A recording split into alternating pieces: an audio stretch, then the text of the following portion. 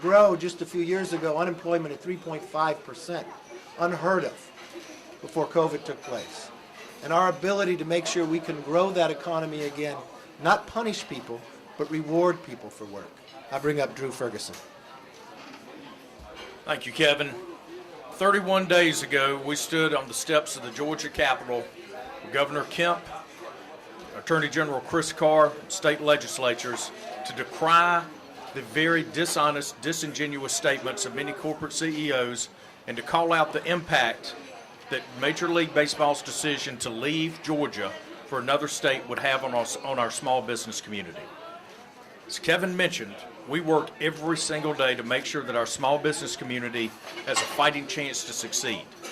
Whether it's dealing with employees, whether it's profitability, logistics, whatever it may be, this country should be the most competitive place in the world to do business. And just as our small businesses are coming out of COVID, Major League Baseball makes an ill-informed decision and pulls almost $100 million out of this state, and it may be the difference in a lot of these small businesses making it and surviving and going into next year. So we're here. I want to thank the leader for calling attention to this and to coming down and making sure that everyone knows the impact that this is going to have on our small business community.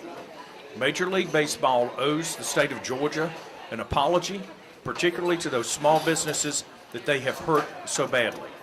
And by the way, our corporate CEOs, many of them, they still are not responding to some very basic questions that have been asked about why they did what they did. We're going to fight back. Entrepreneurs find a way to get through. The government shouldn't be making it harder on them. It should be making them easier. With that, I'll turn it back over to the leader. Thank you, Drew. And it's rather amazing, this new administration, some of the challenge they've created, especially along the border.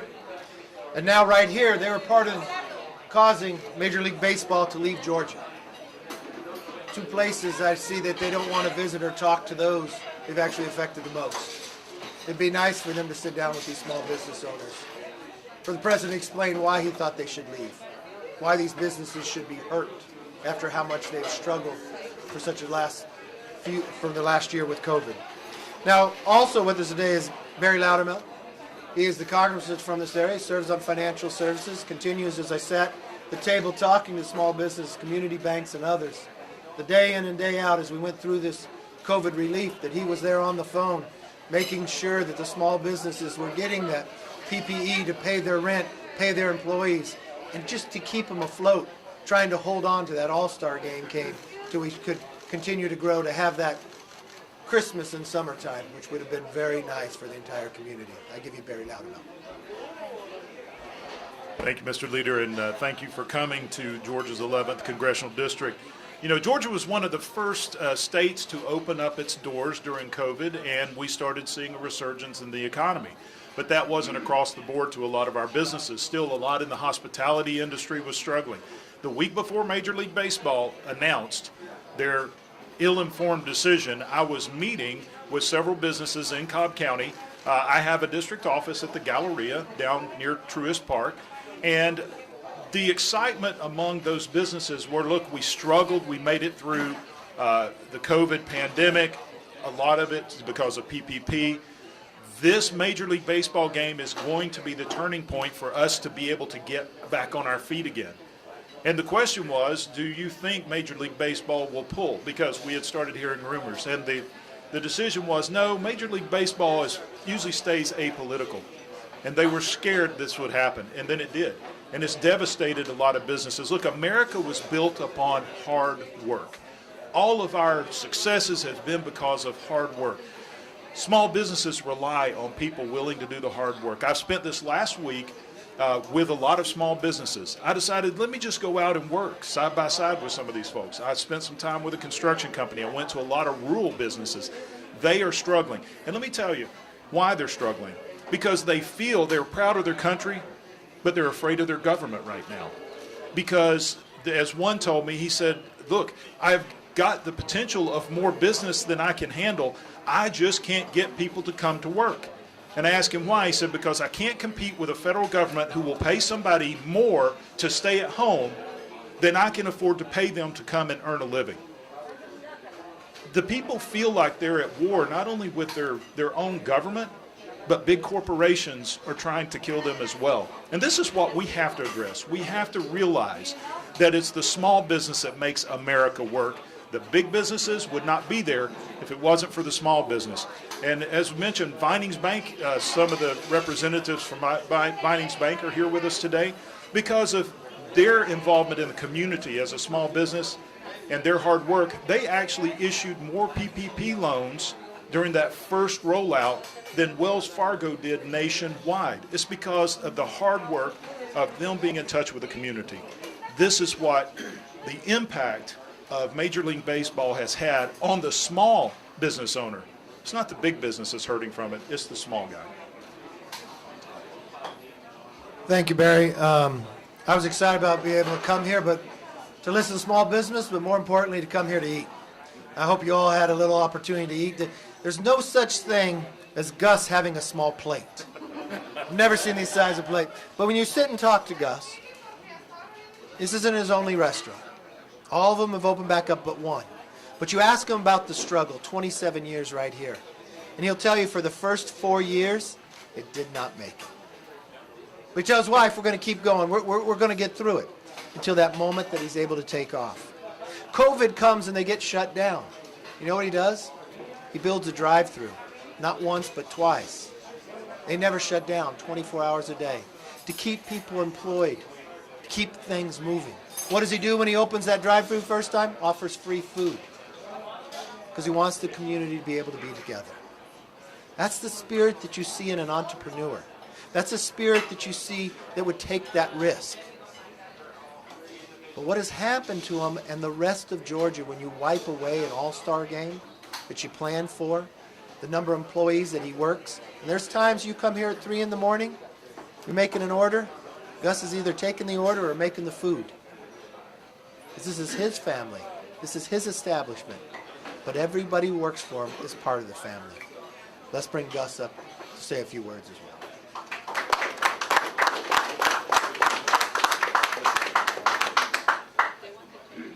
I want to thank everybody for coming today, for sure. I'd like to say, of course, everybody in the hospitality restaurant business is highly disappointed that we lost the All-Star Game. That's the obvious. We look forward to it. It's been a roller coaster. Everybody in the restaurant business has been through this ups and downs, and we were looking forward to it. We had the NBA All-Star Game. We were excited about that. I'm also a sports fan, so that makes it a little bit more personal to me. I was looking forward to right down the road. Cobb County built a beautiful stadium. It's not only the stadium, but the restaurants, the hotels, the sports bars around it. We're looking forward to hosting that beautiful event. Nevertheless, it didn't happen. We need to move on. We just gotta hopefully the Braves keep winning, and maybe we have some playoff games that we can. I was preparing a menu with the chef for the All-Star Game, so we might have to make it a playoff menu. But we can't. You can't. I want to make sure everybody understands that in life, we can't all agree on everything because life would be boring if we all agreed. So anytime there's any discrepancies or difference of opinions, the best thing to do is try to negotiate, compromise, figure out a solution without something so drastic. It's not the end of the world. Like I said, we're gonna move on. We've been through worse, but it's just a little bit hard. Hurts a little bit because it was going to be a fun week. But best way to ever figure out or reconcile differences is sit down and come up with a better solution next time. That's my opinion. I want to thank everybody for coming again. I appreciate it. Thank you. Any disagreement we have in this country, I think if a few sides would sit down, have dinner, maybe bring one of your mom's pies out, I'm sure by the end, we'd all be together. We'd be back there. I spent the morning going through Brent Brown's business, security company. Started when he was young. I think he was just 26 years old. He took a risk. Now he has 1,800 employees. A lot of planning was going involved for all the security that would take place from other events and others that were happening in that All-Star Game. Unfortunately, that's not taking place. But Brent continues to keep his employees on. As I went through to meet him, a number of the young employees started as an intern and just been hired, working there for 7, 10, 20 years. That's the difference that it can make. And he's committed to continue to work forward, even though he's going to miss out on all the resources and the planning of what they're going to have. So let me bring up Brent Brown with Brown International Security. I'm Britt Brown. I'm founder of Chesley Brown International, and it was my pleasure to have you all visit this morning, not just speaking as congressmen, but as fellow entrepreneurs. You know, entrepreneurs always figure out ways to deal with the challenges. And you don't build a company over the last 30 years without those challenges. But this is one after another. We're dealing with COVID. We're obviously first responders, so we never send anybody home. Then we start dealing with competing with the federal government to pay more to keep people at home. So recruiting goes through the roof. Cost of people go through the roof. And frankly, the first line of defense, there's not enough people that are willing to pay the difference to do that. And now we get the challenge of Major League Baseball taking another opportunity away from not just the business people and the entrepreneurs, but the hardworking men and women. They're affected just as much as we are, actually more so. We can survive this, but this is hourly wage people that they can't afford to not have a job. They can't afford to lose out. So as we started to see recovery, this is one more thing that we just have to work against. So it's my pleasure to have you guys, and thank you for listening to us. I had the honor sitting with Sandra Cook. She owns Catered Southern Events, the number of events that she had. She's the one who told me the story. Just gone to the bank to borrow money to get that food truck, and how that would have done so well during that All-Star Game. COVID hits. You know what she does? She doesn't buy that food truck, but she uses that money to keep her employees going. She's still making that payment. That's the heart. Those are the faces that got hurt by an uninformed decision. Let me bring up Sandra Cook.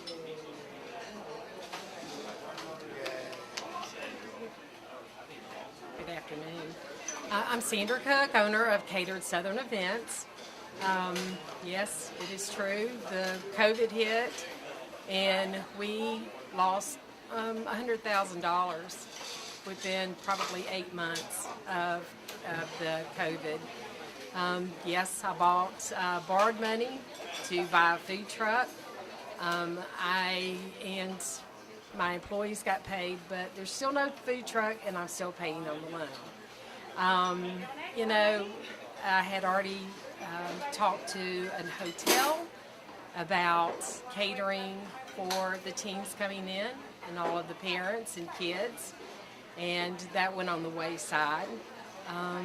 And so it's just really a sad situation that you get slapped in the face again. And thinking that you're coming out of something, and we will get that food truck one day.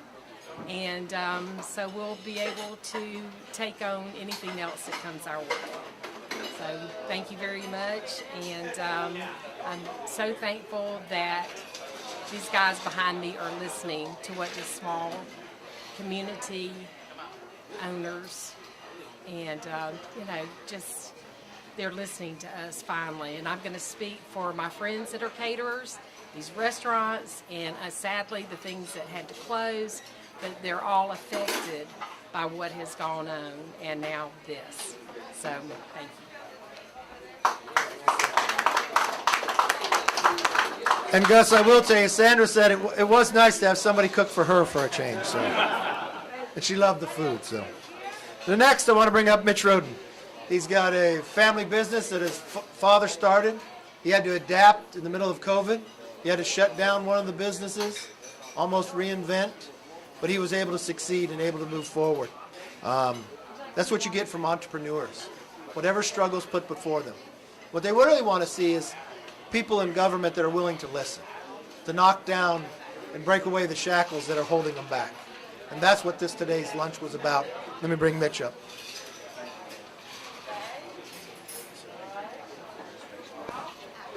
I'm Mitch Roden, and this My pleasure to be here today. I appreciate the opportunity that's been afforded to us to talk about these issues and to reiterate what the others have said.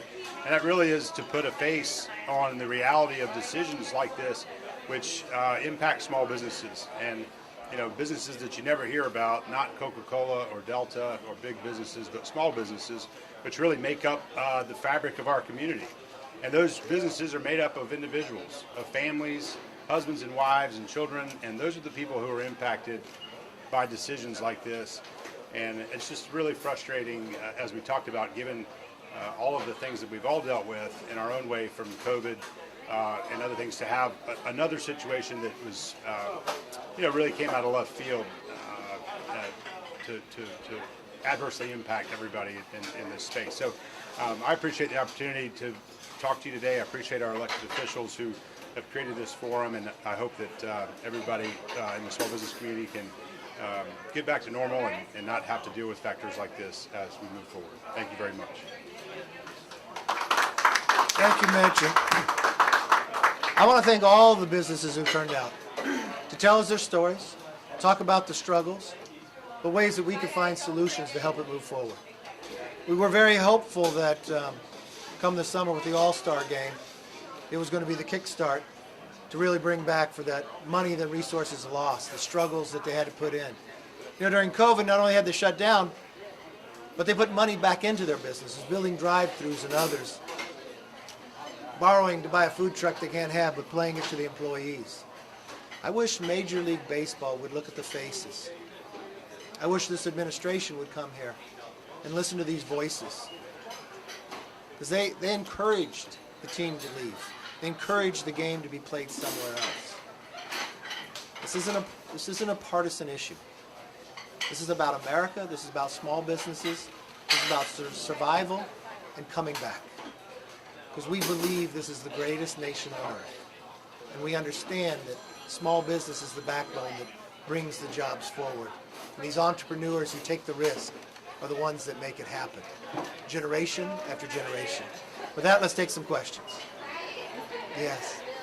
The Republican legislature passed SB 202 that the Major League Baseball is protesting against.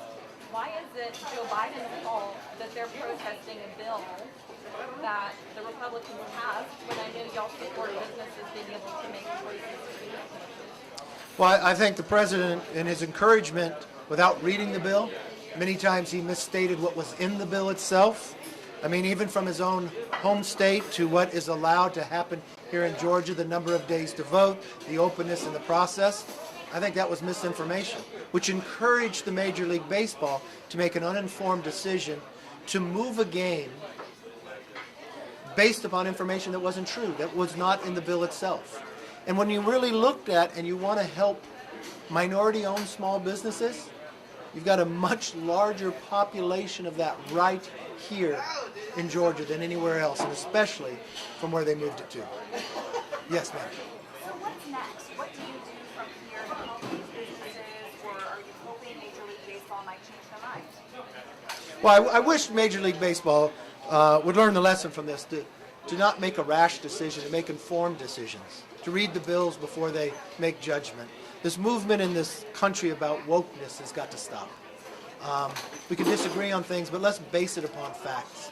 What I really want to have happen here is not the people who have been hurt, the small businesses, but more importantly, every single one that stood up here, the entrepreneur that risked everything, they would tell you it wasn't about them. They're more concerned about their employees. How do they help them? They put a lot of plans, they put a lot of investment into that week. And for a lot of people that get an All-Star Game, that's Christmas for their business. That helps them go on to other months. I think Major League Baseball should find a way to make it up to this community, because they made an uninformed decision and they harmed a lot of people who are out of work and could have made overtime, could have been able to make investments that they were missing, especially after COVID. How much do you think it's been suggested Stacey Abrams is behind some of this to move the ball game out of Georgia? Do you believe she was behind it? You know, I'm not from Georgia. I'd let one of these announce that there. But I would think, regardless of where you are in a party, you would be excited about celebrating your state. You would be excited about showing off. Baseball, they don't come out and show how they're registered to vote. They came out to play ball, America's pastime. And that's an excitement to be here, to be able to achieve the right to have the All-Star Game. And it's not just one night, it's the home run derby. It's the people who come from across the nation to be able to see this state, to walk into diners such as this, to go and see your arts and your other communities that are here. That is a success for the entire state.